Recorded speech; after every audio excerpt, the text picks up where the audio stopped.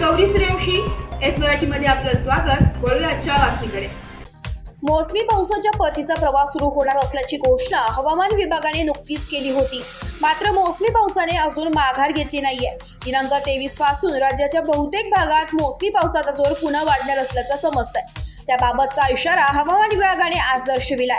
नाशिकमध्ये मध्यम ते तीव्र स्वरूपाचा पाऊस पडण्याची दाट शक्यता आहे। यावेळेस वर्तवण्यात आली आहे 26 ते 30 सप्टेंबर दरम्यान उत्तर महाराष्ट्रात पावसाचा जोर वाढण्याची चिन्ह आहे। 8 ते 10 दिवसांच्या विश्रांतीनंतर मोसमी पाऊस राज्यात पुन्हा सक्रिय होते। अंदमानमध्ये निर्माण झालेल्या कमी दाबाचा पट्टा राज्याच्या दिशेने सरकत असल्याने परिणामी राज्याच्या बहुतेक भागात पावसाच्या अनुकूल परिस्थिती निर्माण झाली आहे। राज्यात ठिकठिकाणी पाऊस पडणार असल्याचं हवामान खाते सांगत आहे। महाविकास आघाडीचे नेते तथा आमचे मार्गदर्शक माननीय जयंतजी पाटील आणि खासदार अमोल कोल्हे यांचे दिंडोरी पेठ विधानसभा मतदारसंघामध्ये हार्दिक स्वागत उत्सुक प्रवीण एकनाथ जाधव, संचालक मराठा विद्या प्रसारक संस्था नाशिक, माजी गटनेते जिल्हा परिषद नाशिक, संचालक कृषी उत्पन्न बाजार समिती दिंडोरी व तमाम शिवसेना पदाधिकारी व शिवसैनिक दिंडोरी पेठ विधानसभा।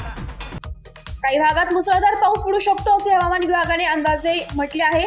त्यावर हवामान विभागाचे पुण्यातील हवामान तज्ज्ञ डॉक्टर DK होसळेकर यांनी एक समाज माध्यमावर जोरदार पावसाची भविष्यवाणी केली आहे। पश्चिममध्ये बंगालची खाडी आणि लगतच्या भागात कमी दाबाचे क्षेत्र तयार झाले, त्यामुळे राज्यात 4 ते 5 दिवसात महाराष्ट्र व लगतच्या भागात पावसाचा जोर वाढणार आहे। मराठवाडा तसेच महाराष्ट्र आणि कोकणातील काही ठिकाणी मध्यम ते जोरात स्वरूपाचा पाऊस पडणार आहे। शेतकऱ्यांनी खरीप पीक कापण्याआधी हवामान अंदाज लक्षात घेण्याचा सल्ला हवामान विभागाने दिला आहे। एस मराठी न्यूजसाठी कुणाल दंडगवाड, नाशिक।